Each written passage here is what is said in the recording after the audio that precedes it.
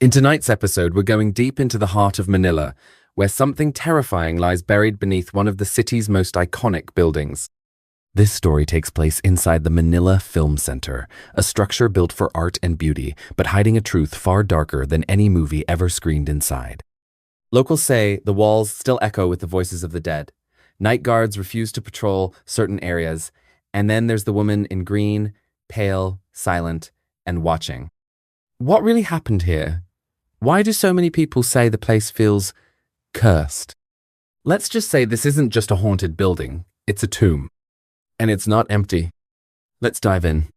Our story follows Celina, a 23-year-old architecture student from Quezon City. Quiet, curious, and maybe a little too skeptical for her own good. She'd heard the rumors growing up, stories whispered at family gatherings or passed around at school when teachers weren't listening. But to her, they were just that. Stories. That changed when her professor assigned a research project on cultural landmarks built during the Marcos era. Most students picked the usual sites: extravagant museums, restored theaters, government halls. But Celina, she chose the Manila Film Center, not because it was beautiful, but because something about it felt off. The building still stands near the edge of Manila Bay, brutalist, weather-beaten, and cold. Its windows are dark, its halls mostly empty. Once meant to showcase Filipino art to the world, it now sits mostly forgotten, rented out for the occasional low-budget event or indie screening. Celina arrived just after 6 in the evening, hoping to get a few twilight photos of the architecture before the night guard locked up. She told herself it was just another building, just concrete and steel. But as she stepped past the rusted gates and into the echoing main hall, her skin began to prickle. The air was still too still. The lights flickered once, then held.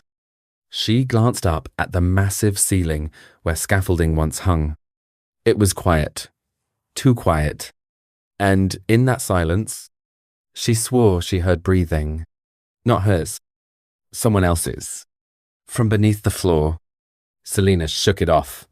Old buildings creak, she reminded herself. Echoes bounce. Brains invent things.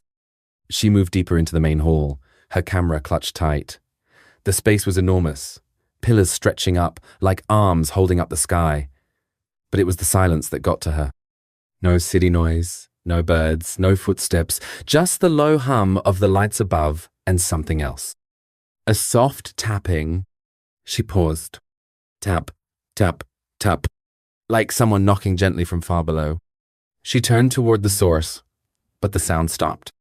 Her eyes landed on a side hallway roped off with a faded maintenance-only sign. Behind it, everything looked darker, like the shadows were thicker there. She made a note to come back and shoot it later. Near the grand staircase, she finally spotted someone. A man in a dusty security uniform slouched behind a small desk, half asleep. She approached him, expecting the usual bored nod. But the moment she mentioned she was documenting the architecture for a school project, his eyes sharpened. "You shouldn't be here after sunset," he said, voice flat. She gave a polite laugh. He didn't smile. Then, quietly, almost like a warning, he added, "If you hear crying, don't follow it." Before she could ask what that meant, he stood and walked off toward the back hallway, disappearing without another word. Celina blinked. Was that a threat? A joke? She looked back toward the grand theater entrance. The doors had been cracked open slightly. Her phone buzzed. Battery low. She checked her watch. She still had 20 minutes. She took a deep breath and stepped inside. The theater swallowed her whole.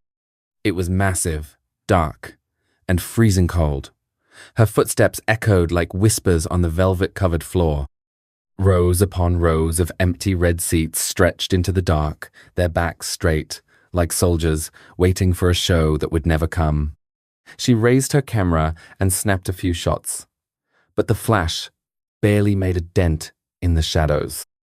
And then, from somewhere in the back of the theater, a soft, rustling Celina froze. She wasn't alone. Her eyes scanned the seats.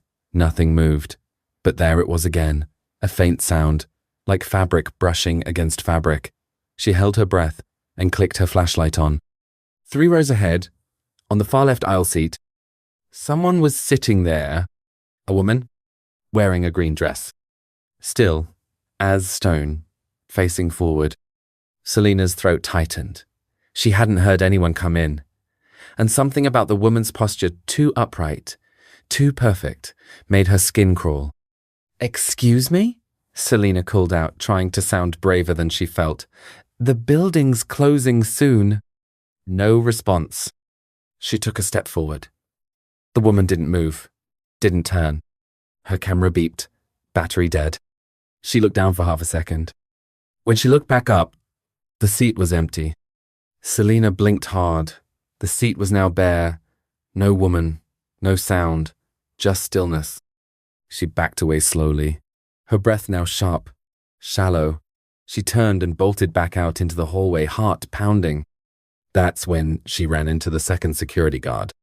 Older, taller. He gripped her arm tightly. "You went inside?" She nodded, barely able to speak. "Did you see her?" he asked. Celina said nothing. He sighed, let go of her, and pulled something from his pocket. A small plastic bottle of Banig na Asin salt. He poured a line of it across the floor between her and the theater doors. "She doesn't follow if the line holds," he muttered. "Usually." "Who is she?" Celina whispered. The man didn't answer. Instead, he leaned in and spoke softly, like someone who knew he shouldn't be saying anything at all. "When the scaffolding collapsed, it buried over 100 workers. Cement was already being poured. They say they were still alive down there when it hardened." Celina's stomach turned. They screamed for help for hours, but no one came. No rescue, no prayers. Just silence and concrete. His voice grew colder. "One of the workers was a woman. Her fiancé said she showed up to the festival a week later, wearing a green dress. But she never spoke, just sat in the same seat, until she vanished."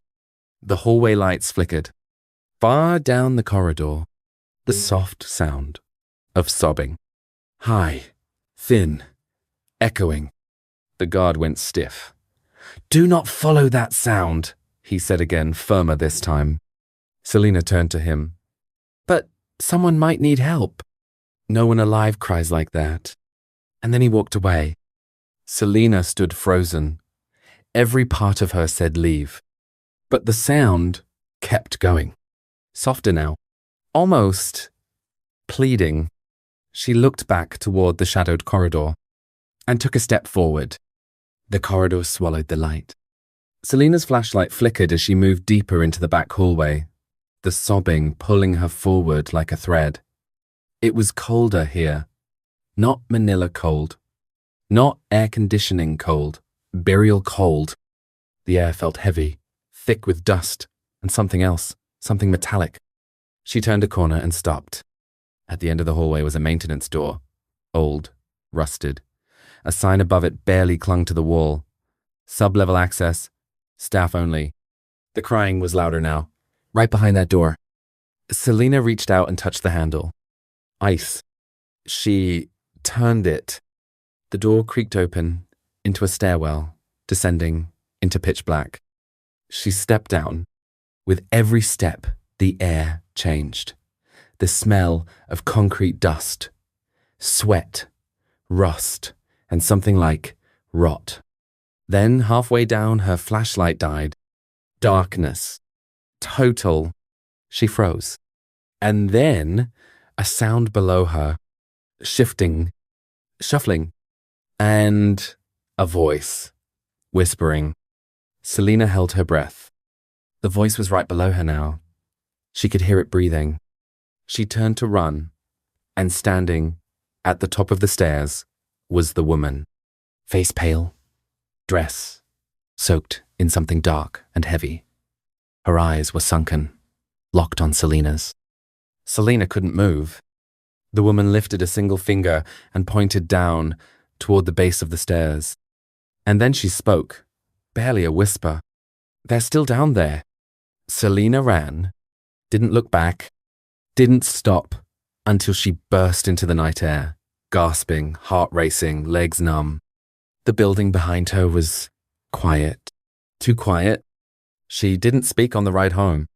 Didn't upload the photos, didn't finish the project.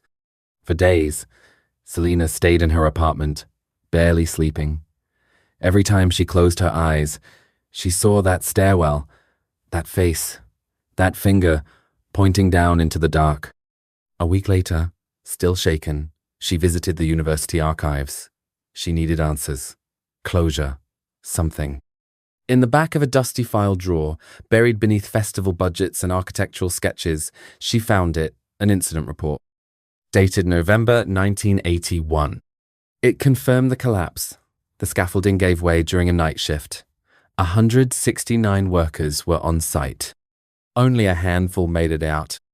The rest declared lost. The documents were cold, clinical, but one line stood out. Rescue operations delayed due to event deadlines. Concrete foundations set in place within 12 hours of incident. They sealed it, with them still inside. Celina sat in silence, hands trembling. A cultural monument, built on screams. As she thought about the salt, the crying, the green dress, and suddenly, it all made sense. The building wasn't just haunted. It remembered. Every stone, every beam, every echo. It remembered the pain, the betrayal, the rage. And now, so did she. Celina never returned to the Manila Film Center. She changed her project, told her professor the footage was corrupted, that the site was inaccessible, that she got sick, anything to avoid explaining what really happened.